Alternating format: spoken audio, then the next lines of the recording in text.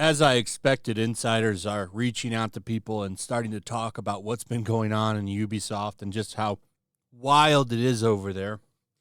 We're going to go over a video that Endymion put out, and I got to tell you, there's some wild accusations thrown out in that video, and it tells you just how insane things are over at Ubisoft right now. Let's start here. Tech for Gamers dropped this article going over the earnings call that Ubisoft did recently. And, of course, the CEO of Ubisoft blamed gamers for the poor sales of its recent Star Wars title. Said it's your fault that it failed because you have too big of expectations for video games. In today's challenging market, and with gamers expecting extraordinary experiences, delivering solid quality is no longer enough. What is solid quality? Because you sure as hell didn't give that with this game. You might be fixing it now, but when this game launched, there were viral videos of how broken the game was with crazy, insane glitches that really shouldn't be there for a stealth game. Like the magic bush. I think everybody's seen that Asmongold Gold video where he's laughing as 10 stormtroopers keep just going in and out of that bush where Kay Vestis is just hunched over, and then they go away. It was really funny. Or some of the videos where the character just slides all over the screen while they're taking a character hostage. Just insane stuff. That doesn't help. So, no, sir, you did not deliver solid quality. And that hurts the game. Endymion's video was very revealing because apparently, internally, people at Ubisoft were calling this game Red Dead Star Wars. They thought that this was going to be as big as Red Dead Redemption 2. Which is an amazing game, and if you've never played it, I highly suggest you check it out. That's laughable, thinking that game was ever going to reach those heights. There's a lot of factors to why Star Wars Outlaws failed. But blaming gamers, that's tone deaf, sir. Very, very bad move. Now, Assassin's Creed Shadows, there was a lot of information in that video that I thought was pretty telling. One of the biggest things, by the way, is the fact that the studio is in major trouble and more than likely going to go bankrupt. Because remember, they've had multiple failures this year. And it turns out the game that really put them in a bad spot wasn't even Shadows or Outlaws. It was Skull and Bones. That game's failure was the real nail in the coffin for them because they expected Shadows and Outlaws to kind of bring them back and make them float again. And that's not the case. They're still 10 feet under, and I don't know if they're ever going to pull out of it. Endymion said in his video that they expect bankruptcy unless they get some kind of cash flow. They need a loan or something, or they're going to go broke. And it's quite possible that we could see Ubisoft fold. I don't think they'll completely fold. They'll get bought up. Somebody will come in and buy them and take all of the IP because they have some valuable IP. Assassin's Creed, despite the shit show that this game is still a valuable IP. So you could see someone come in and buy them or something. I highly expect that to happen. But what a position to put yourself in. I knew Skull and Bones was a major disaster for them. It's actually a bigger disaster than both of these games combined. We had Endymion on Flashcast over the weekend, and he was saying that game cost like $600 million or something internally. That's what they were throwing around. And I've seen that game on sale for $10 already. That's a huge disaster. Nobody took to Skull and Bones. Nobody took to that game. It's a shame because they had the blueprint right there. They had Black Flag, which that game is based on. Black Flag is an amazing game. That's the only Assassin's Creed game I really like. The other ones I'm just not a big fan of, but man, I did enjoy Assassin's Creed Black Flag quite a bit. But some of the rumors surrounding this game, so we've all been wondering what's going on with it. So in that video, apparently Yusuke was a male Japanese man. Sorry, I said it twice. He was a male Japanese character. And they changed it. You know why they changed it? Because of the Summer of Love. The Summer of Love is why they changed it.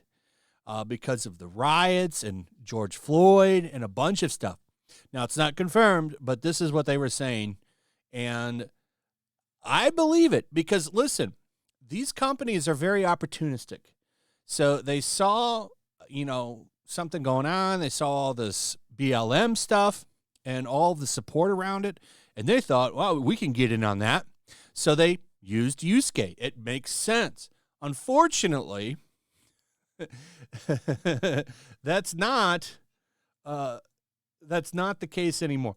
A lot of stuff has come out on BLM. But here's what he said. So as for this Japanese male protagonist, Endymion revealed the game did first include a male Japanese main character, but they were swapped sometime during 2020, according to my source, for Yusuke instead.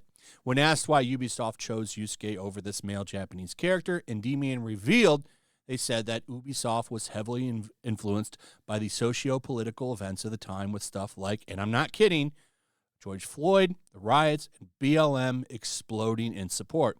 He added Ubisoft may have opted to include Yusuke in order to pander to identity politics because of BLM. 100%. That's 100% what happened. It's just instead of entertainment, which you can pump out in like a year, like a movie or a show, a video game takes a little bit of time to make, a couple of years.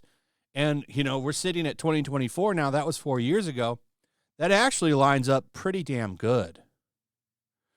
Furthermore, he shared that his source informed him that Ubisoft was horrified by the response to Yusuke from the fandom, and they actually thought including him would be a really big selling point for the game. They apparently believed by inserting Yusuke that they could garner and pander to the modern audience.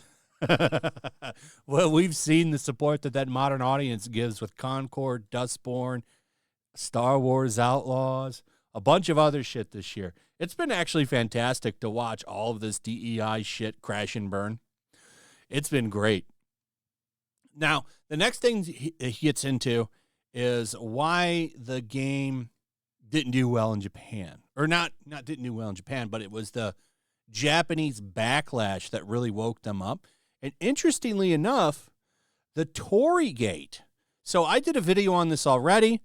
They released this. This is the picture of these figures that came out. I think it's just like a little Funko Pop type statue. It's not made by Funko Pop. It's made by Pure Arts. And as you can see there's a broken gate. And the reason that there's so much backlash over that is because that's a symbol of the atomic destruction that hit Japan. There's a very famous gate in Nagasaki that's broken, and it's a symbol of what happened there. And because they got all these dollar store DEI woke consultants that don't give a shit or even know anything about Japanese culture and history, because most of them aren't even from Japan, they really screwed up. And Japan's backlash was massive. And apparently that was a big factor in delaying this game. They've lost that market. Lost that market completely with this game. And I think they're going to try to get it back. So apparently, to sum it up, they are changing things like the rap music that was going over Yusuke's scenes in that video. That's all being removed. That's tone deaf too. Just because there's a black guy in it, you have to give hip hop music. That. If you're a black person, you should be insulted by that, to be honest. Because that's in there for the wrong reasons. There is no hip hop music in ancient Japan. Why are you doing that? It's such a stereotype move. And that's thankfully coming out. So they're trying to improve a lot of this shit. But what an insane video. It's a really good video. I'll link it in the description. You should give it a watch. But Ubisoft is in trouble.